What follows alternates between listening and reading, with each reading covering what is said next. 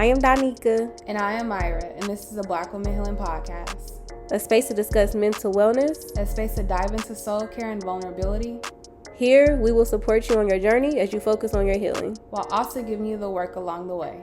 Welcome to Black Women Healing Podcast. I am here to announce that our book, Let's Heal, a workbook designed for Black women with various modalities by your co-hosts Donika and Myra, is now at a storefront. And so the storefront is Urbana Goods. It's a community store that brings an upgraded experience of connecting with the community with small crafting gatherings and workshops and supporting other local businesses by housing and selling their merchandise, such as us. And they even sell some of your typical items from the local convenience store. Like, y'all, I literally bought some body butter, hair products, and a cute purse, all from this store, just to give you a little example. So when you have some time, check out Urbana Goods. It's located in Gardena, California. The actual address is 1756 West El Segundo, Gardena, California, 90249. You can put it in your GPS, whatever you need to do, but go ahead and make your way there and check us out. Hey y'all, we're back with this week's episode of Black Women Healing Podcast, and today we have a special guest as usual. But before we jump in honor of Pride Month, we do want to talk about a quote by Marsha P. Johnson and just gather, Jin's thoughts about it and Donika's. And the quote is, "I may be crazy, but that'll make me wrong." And I love this quote. Donika, what do you think about it? Yeah, I mean, to be honest, it immediately makes me think about like clients that I've experienced who are diagnosed with like severe mental health disorders like schizophrenia, psychosis, those types of things, and how those clients, the stuff they be saying, it be for real. It be stuff that like makes sense, right? And so like even with all my clients, whatever you are saying is your reality. And so a lot of times people are like, oh no, you can't listen to that, or they want to shut down their thoughts or whatever they're saying they're experiencing. But it's like, just because you think it's crazy or you think it's wrong doesn't mean that it's not right. So that's what it makes me think of immediately. What about y'all? Well, for me, it's kind of like we had that funny, no filter friend that just says whatever they're on their mind or whatever. They ain't necessarily crazy, you know what I'm saying? I may have a couple of screws loose or something like that, but what they saying ain't wrong. like they ain't lying. I completely agree with you. So I think I have the same thought. I just love it because it makes me think about like Black women in particular, how oftentimes we're described as like angry or crazy or like fiery and all those words. And yeah, we can be those things sometimes because all people are, but in all of it, we still should be heard. So that's where my mind right, exactly. Yep. Well, thanks y'all for joining me in that discussion. I'm going to go ahead and introduce our special guest. So is it okay if I call you Jin? That's what I keep seeing, and I love that. Sure, yes. Okay. Jin has been in healthcare / public health 25 years, mental health 10 years. Did I read that correctly? Yeah, I don't know if you got that new email or not. I was like, I hope so. Okay, I'm going to try it one more time. Let me rewind back.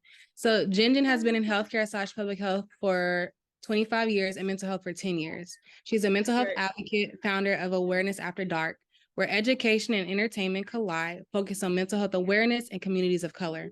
Pan-African Film Festival Award nominee for Best Short Doc, Global Issues Affecting People of Color, Top 40/40, LA County Mental Health Advocacy, Certified Behavioral Mental Health Coach, best-selling author of Keep Calm, Bring Your Carry On, The Ultimate Self-Care Guide for Travelers of Color, and Keep Calm, Bring Your Carry On, the official self-care journal and workbook for travelers of color. I see that workbook in that book in all the mental health spaces that I'm in, and I just made that connection. So that's dope that this is you. I did not make that connection. Really? Anyway. So it's also a service. The email I put is also, it's not just a book. It's not just books. It's also a service.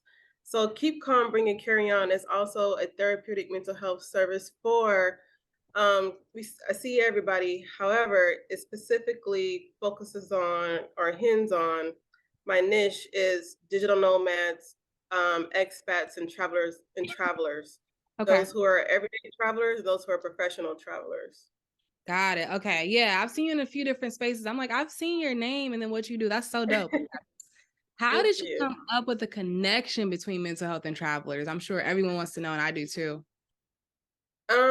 Honestly, when I first started the first book, I was already traveling all over because my little side, everybody has a little side thing they do and they turn it into some type of career sometimes, and it just came. So I was doing travel. I was in a travel space, but I was doing travel and volunteer work. And so I was called Work and Play. We work a little bit and we play a lot. So I went all over the world, took people that and enjoyed that. But and I did my mental health thing as well. So I wanted to try to do something that combined them both. I had a mental health event once a year.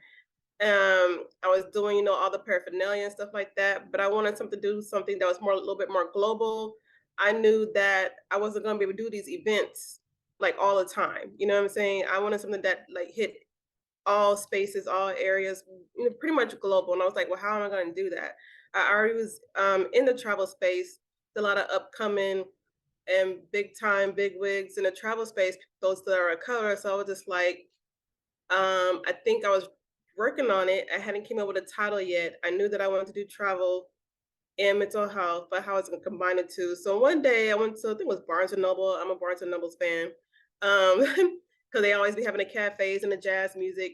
And I saw these like little journals, whatnot, for, what's it called, Muscoli? The ones that, don't get wet. They get wet, but they still have your writing in it.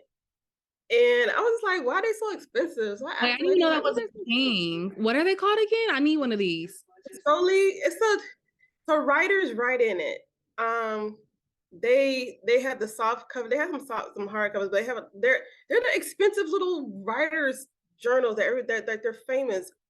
I don't even have one anymore. But so when she told me, she was like, "Oh, a lot of writers use those, to write in." And I was just like, "Well, shit, I'm a writer."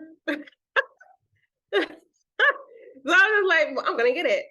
And so Klaus kept on writing my thoughts down. I kept on losing it. And I kept on putting on a piece of paper. Sometimes, I've gotten to the point where I'll put it in my cell phone, but I like to really write because sometimes I'll rewrite sentences over and over till I feel like I like the sentence or paragraph or whatever. And so I got that. And then I kept on saying, keep calm in my head for a long, long, long time. And then while I was going through the line, you know how they always have this, I call it a psychological trap. When you go to a line, so they have all these goodies, cards, and everything when you go into the line to check out. The psychological trap. And I was just looking by and I saw a card that said, carry on. Keep calm, but carry on. Not keep your carry on. Carry your carry on. So I said, keep calm, bring your carry on. Make sense? So it was on a little card or whatever. So I was just like, let me flip it.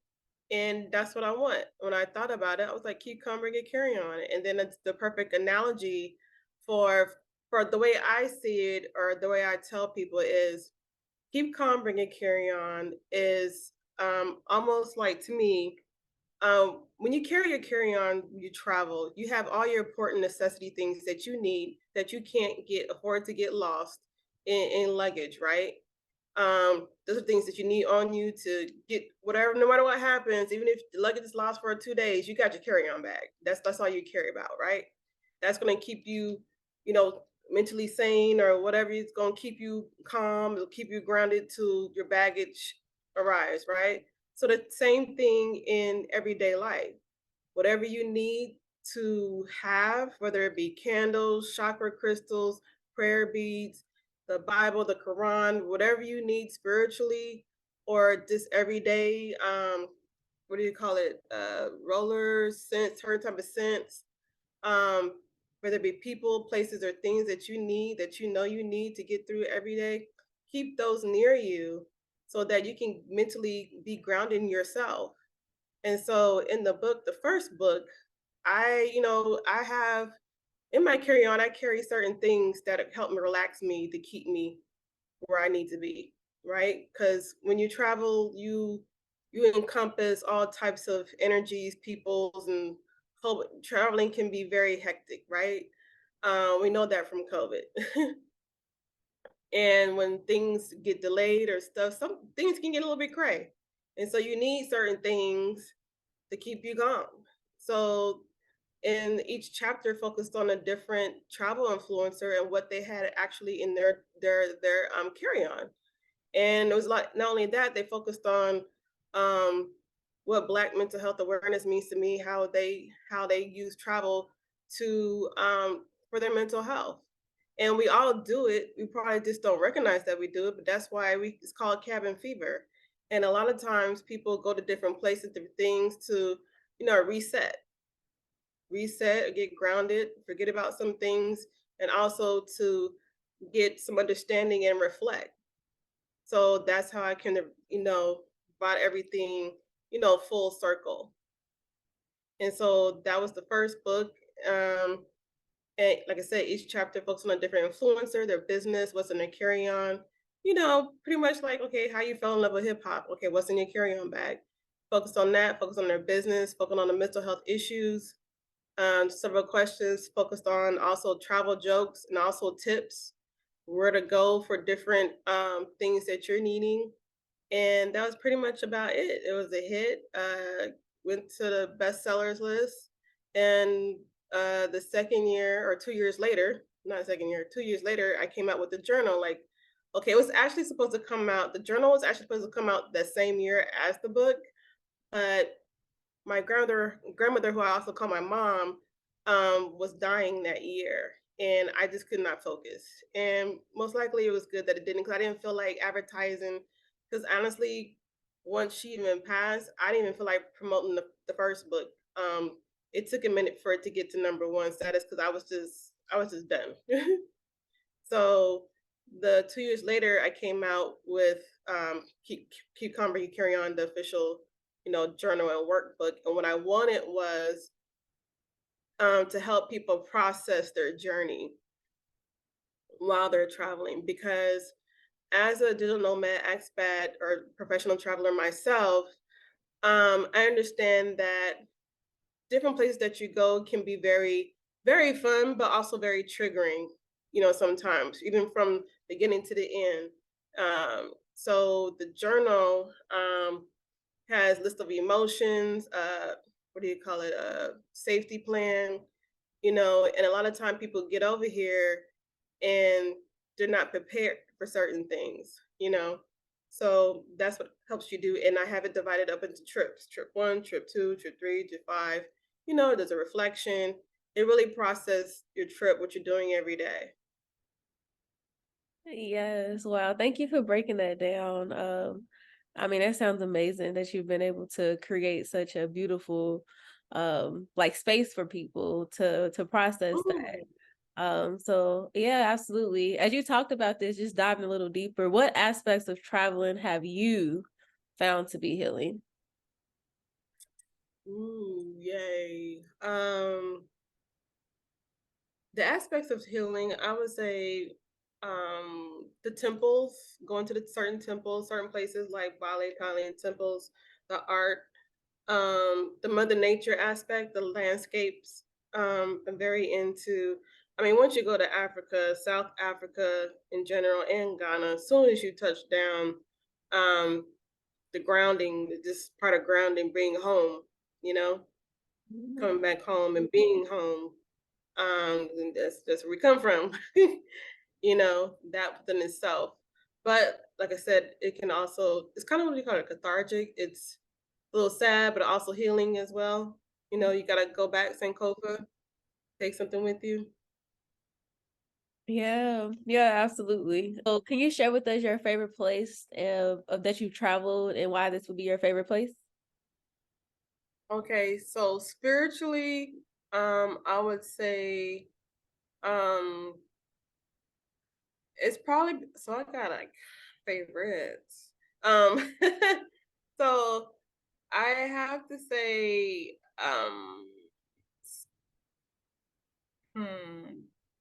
Well, I'll say this. I'll show you better than I can tell you.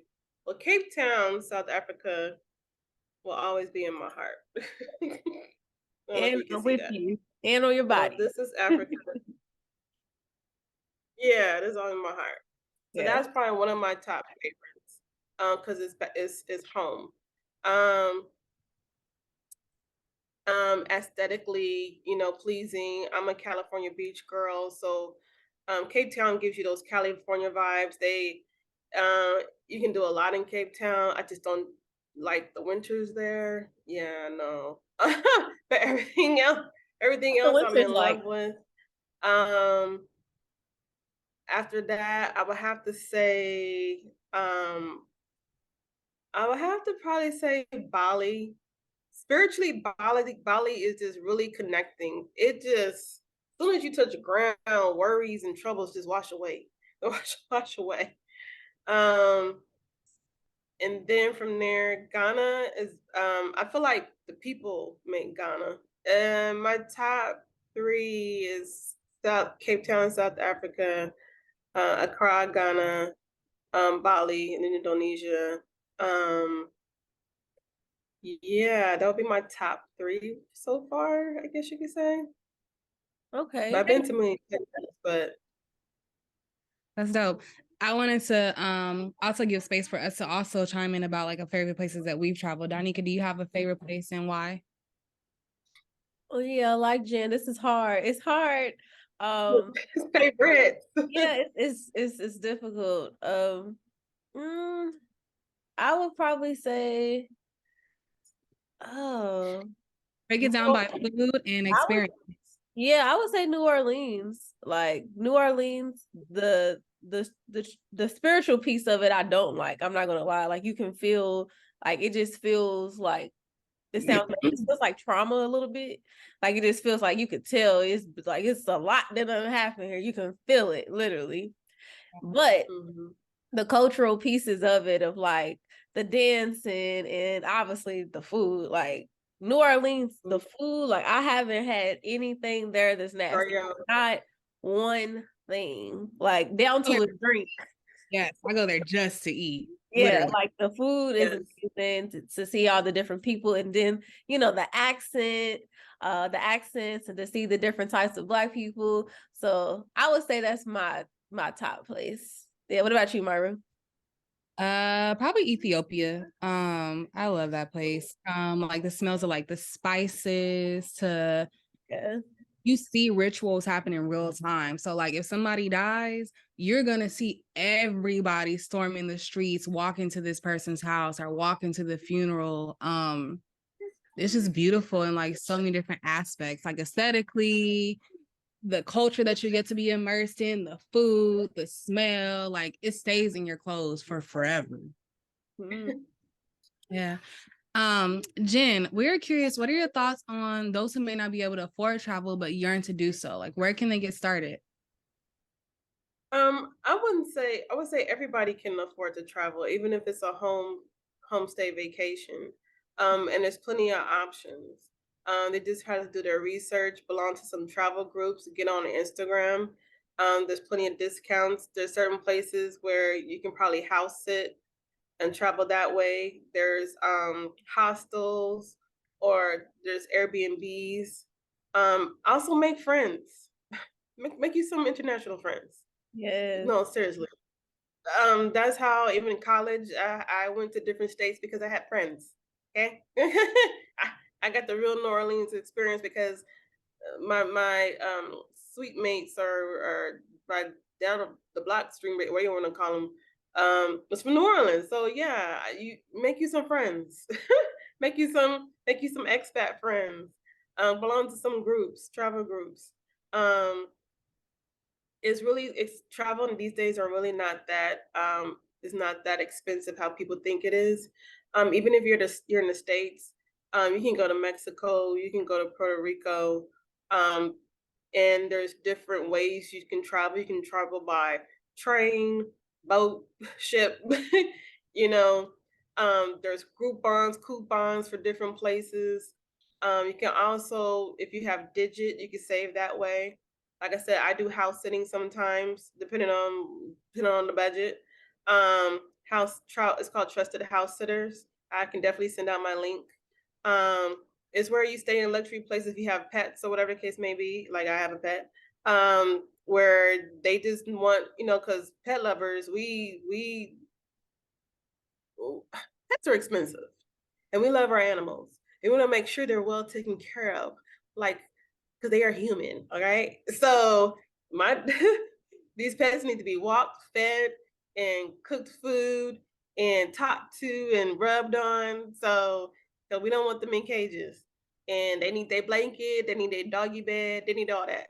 So majority of these places, they will go to the lengths to make sure their pets are taken care of. And a lot of these homes are very luxury. And so all you gotta do is do that. The rest of the time you go enjoy yourself. So, and pay attention to sign up to all these flight deals and things of that nature. Like I said, travel doesn't cost that much. You can start within your own neighborhood, go to different places that you never seen before. I think sometimes people don't take advantage of their own neighborhoods and don't realize what in their own backyard. And also, even like I said, there's plenty of deals. And make some side money, do some Uber, do some DoorDash, do some babysitting, or there's a plenty of things that you can do to try to save for travel. Side things, phone things, it doesn't really cost them much. You can also share with other people, go travel, find you a travel buddy. And there's just different budgets for which there's a luxury budget. I'm not there no more. And then there's your backpacker budget. You can go by car, plane, train, ship. There's plenty of ways to travel. You don't have to be in first class. You know what I'm saying? Spirit, Southwest, go to Costa Rica. They go to Guatemala. They go to those closer countries where tickets only cost like $300-400 round trip. Follow some of these gurus who would tell you. Follow my homegirl Dill Duchess. She's the queen of using your credit cards for points and stuff like that. Learn how to use them cards and points. Learn how to use these points, these cards that they have, and getting that kickback. Even if you stayed at a hotel, hotels have these kickbacks for points and things of that nature. Find somebody who got a discount, got the hookup. Befriend somebody. Be friends. Don't be an introvert. Be nice to people. They will invite you sometimes. Thank you for that, Jen. We were curious, what would be a good first place to start for those looking to link mental health and traveling? Danica, did you make up this question? Yeah, I did. But I'm guessing, you have the whole books and journals and stuff, but interesting to know. Do you have anything to add with that? Yeah, I'm curious too, but I'm like, I didn't write that. That sounds like a Danica question, but I want to know. What was the question? What would be a good first place to start for those looking to link mental health and traveling? First place to start? We can start with my books. That's number one. Start with my books on Amazon. That's where you can start, where you can follow some of these travel influencers. Number one, so they can give you all the tips and tidbits about traveling and what they do as far as mental health. Second one is getting a journal, so you can start planning your trip. The first page, we got a safety plan for you, and we also got the first page, pre-trip anxiety. I got you covered, boo. That's where you're gonna go first. and then you're gonna follow all my friends who already got all they got podcasts. It's my homegirl, Dana. She's a podcast called Traveling Ship Podcast. She has trips for first time traveler tips. You got Eva Robinson, the godmother of travel. You got Nomad's Tribe.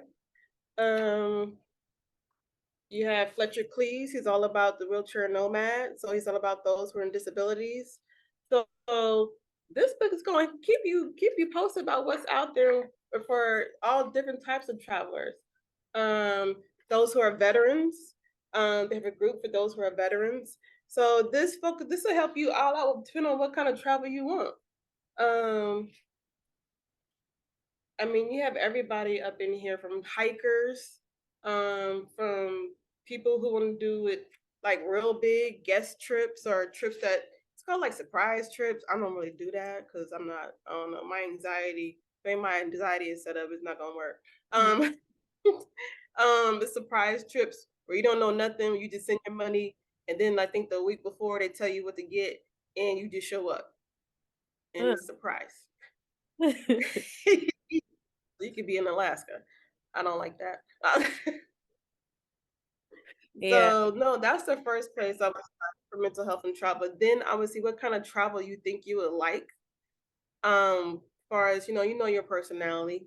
See what travel groups are out there, and see where actually you would like to go. It's based on the person. Some people are desert people, some people are water people. Some people may not even like. I enjoyed Arizona, Antelope Canyon, the Grand Canyon, but I'm that type of person that likes beauty and Mother Nature. Somebody else may be like, what? They want a beach. You get what I'm saying? Absolutely. Yeah. No, we most definitely are going to link your information in the description, because I absolutely think that it's a great place to start. And so at the end of our podcast, we always do a takeaway for our listeners, and this can be anything that you want to leave our audience with. So what would you say? It's probably in the saying, keep calm, bring your carry on, and bring your top 5 or 10 things that you know that will keep you calm or keep you grounded through your travels, no matter what you bring. Like, for example, couple of things that are in my carry on. I'll just say that is number one is of course my own journal. Second, I have this thing. It's called like aroma dough. It's kind of like Play-Doh for adults. Um, it has scents in it, like calming scents.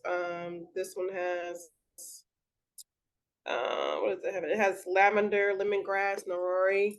So it's Play-Doh. Rub it. I actually use it while I'm talking to some stressful out patients, clients. I have a travel candle. Hold on. I don't know if you guys can see it. I have a travel candle, little small, and you can get off Amazon. I also have small little meditation cards. This one is called the Healing Deck, um, Healing Mantra Deck. I also got the Law of Attraction cards by Esther Abraham Hicks. And these are lightweight, which you can think. I also have my 5 minutes in the morning. And of course, I got my little bread of life. We got a little Jesus put me on the plane. Grabbed the little plane, and I got my chakra energy healing deck with my yoga poses, some things of that nature. So, and then I have, of course, some prayer beads, prayer meditation, whatever you want to call it. And here's like my little miniature salt rock that also changes, colors. So this is for me while I travel. And then also, what else do I have? I have some smelling good lotion, like things in a tin can. And then for my clients that I say that may have anxiety or need to just do some deep breathing, I tell them to do a small Vicks vapor rub so they can just instantly open their lungs and stuff and get breath of fresh air. So those are the things that I would leave with your audience. Keep calm, bring your carry on is not just like a cliche of words. It's actually a reminder for you to keep those things that you're in need close to you so that you can maintain. And yeah, go to the website, www.keepcalmbringyourcarryon. You can see me on Instagram and TikTok and all the other little social medias. Absolutely. Thank you so much, Jen. We appreciate it. Thank you. Hey y'all, we hope you enjoyed that episode. As we were talking with Jen, it made me think about for therapists in particular in traveling and the experiences that I've had. And so I've gone to El Salvador and Ethiopia, And in both of those experiences, something that I've done that I found to be helpful for me as a therapist is talking to other therapists there and just asking them like interventions that they found to be useful and kind of having like a back and forth. And from there, I've made, like I said, therapist friends in El Salvador and Ethiopia where we're able to share resources with each other and they're able to tell me like what they found to be useful just because they think they do things differently in other countries. And so they may share something with you where it's like you have like an aha moment. Whereas like for me, I was able to share about like the DSM and things like that. And they were like, what is this thing? And so kind of going back and forth, like, how do you even diagnose people? And for them to be like, well, we don't really diagnose people. Well, what does that look like? What are you doing to help people out? So I found that to be useful for me as a therapist.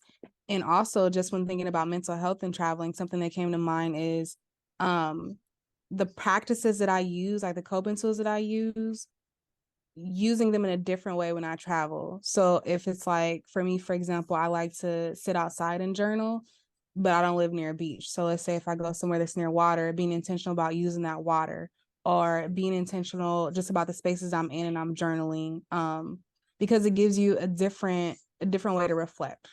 So those are some of my just things that I've been reflecting on and some of my takeaways. And also thinking about like those who can't afford travel, like what does that look like to travel to new places near you on foot and what you have access to, challenging ourselves to think of things in that way. So yeah, that was my little bit of reflection in my head and my little bubble. Danica, you have anything you want to share? Yeah, I was just thinking about how sometimes I think especially when maybe we haven't been introduced to traveling, because I'm thinking about myself. I didn't really start traveling until I was like 20 years old. And it's because a lot of people around me wasn't traveling. So then, I mean, even now I'm starting to learn how to be more intentional, but I would just jump at any time to travel and just be traveling just to do it, which is nothing wrong with it. But it has come a time where I noticed like, I mean, this is fun and this is cool, but I really did. This is not really what I wanted to do. You know, I'm just doing it just to travel. And so I would say being more intentional with your traveling. Is this a space that is going to make you feel good? Or is you just doing it just to say like, oh, I'm traveling, right? I don't think it always has to look like that. And like I said, I think this is something even that I'm telling myself right now, because a lot of times people invite me somewhere and I'll just be like, yeah. But like, no, because like, what is this going to mean for me if I go here? And at this point, even going to the same spaces, sometimes it is good to revisit the same space because you might get something different from it. But sometimes, like, nah, I really not feeling that place and I don't need to go there again. So just intentional traveling. So I would say that would be my takeaway. I do like intentional traveling, and it was making me think about how when you were sharing about like going to New Orleans and like what it means. And it's just making me think about when you do go certain places, creating what that means for you. So like for me, I would not go back to Washington because it's rainy and that's not what I enjoy. But going back to New Orleans because I do have family there, and I think of it as like I'm going to eat some good food and my family is going to show me a good time, like just like that rich culture. So Oh yeah, that's one place. You can invite me 50 million times. I'm going. girl, I love it. Yeah. So yeah, that was an extra reflection that I had. That's it for this week's episode of Black Women Healing Podcast, and we hope you enjoyed this episode.